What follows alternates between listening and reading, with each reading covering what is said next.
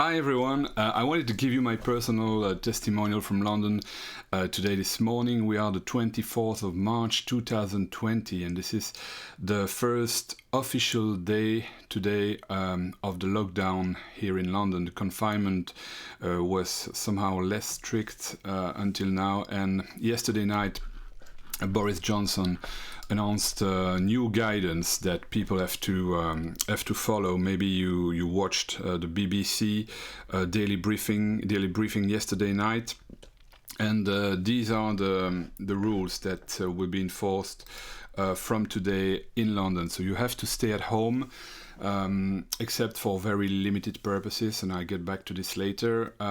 They are closing non-essential shops and community spaces.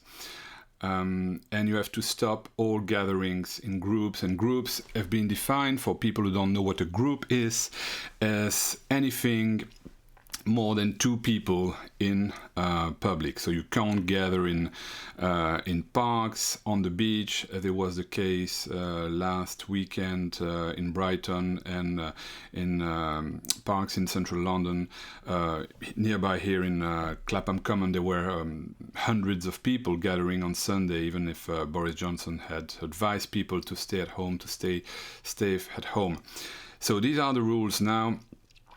It's a bit less strict than what you have in Belgium or in France or in Italy or in Spain, where you need an official paper to go out for any purpose.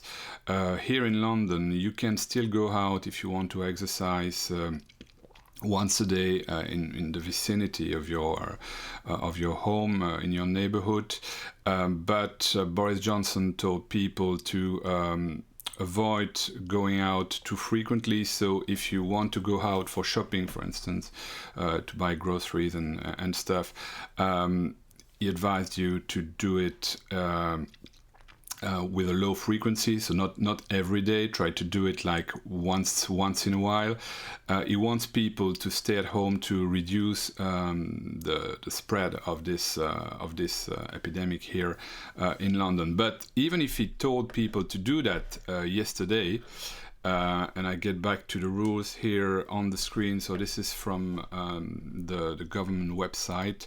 So where he says you have to go out just to shop for basic necessities, 1 form of exercise a day, medical need obviously, so if you want to go to the pharmacy or go to the doctor, and if you are what is deemed to be an essential worker, we're speaking mostly about people working in shops or in the NHS, otherwise stay at home and practice social distancing if you have to go outside.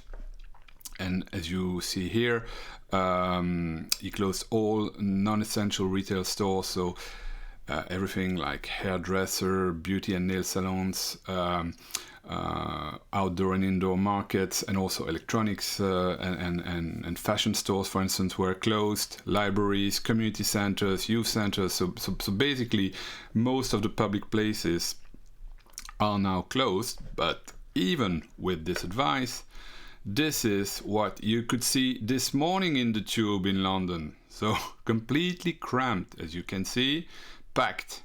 This is the tube. This one is people waiting for the tube. This was the tube this morning in London. And to be fair with the person here, the first one who shared one of these photos on Twitter. So let's get back to the top of this. One of the people who shared these photos was an NHS worker, so he was quite shocked to see that after all the advice given and the strict rules that should be followed by people shared yesterday night by Boris Johnson, this is the state of the tube this morning in London. So as the first individual says there, London tube is now a death trap. And as you can see, the tube is still crammed despite Boris ordering the lockdown in London. So the government now has the legal power to enforce the rules. So to give a fine to people if they don't respect these rules, if there are non-essential workers going out for no obvious reason. But as you can see, this will be difficult to enforce, so maybe we will move to a new escalation, I would say, in the confinement, in the lockdown, with Boris Johnson ordering, for instance, the closure of the tube. This would probably be a good idea if you see how people are respecting, quote unquote, the advice given by the Prime Minister yesterday night. So I hope that people will start being more reasonable in the next few days. I don't know what we should tell them. There have been on the internet videos from Italy, from Spain, with testimonials of people telling us they were our future and showing us how serious the situation is in Italy and in Spain. You've seen the fatality rates in Italy close to 10% and close to 7% in Spain. It's not only affecting old people, the elderly, it's also affecting people like me, I would say, middle-aged, between 40 and 50 years old, usually with underlying health conditions, but not always. And the problem will be, and if this will be the case in the UK, as it was the case in Italy and in Spain and increasingly in France, that the healthcare system won't be able to cope with the amount of people who will need ICU, intensive care unit, because we just don't have enough beds in the UK as you do in France, Belgium, Italy, or Spain. So I hope that people will be more rational in the next few days, that they won't need another set of strict rules, maybe the tube closure from the government. But I wanted to keep you updated about the situation here in London. As far as I'm concerned, I've been inside since the 15th of March, but most people were waiting for a clear guidance from the government, and even with a clear guidance of the government, as it was the case yesterday night during the daily briefing, the guidance that I shared with you and that you can find on the internet, people are still going out massively and not respecting these rules. So I hope that this will change in the next few days.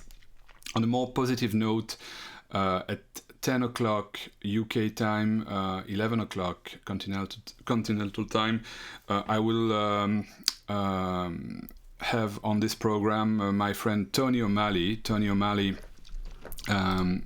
And he's the co-founder, of Kokomo, a British band, and also an amazing solo performer. And I will have him at 10 o'clock here for a chat, for an informal discussion, and also for a song, for a live performance during this program on streamt.net.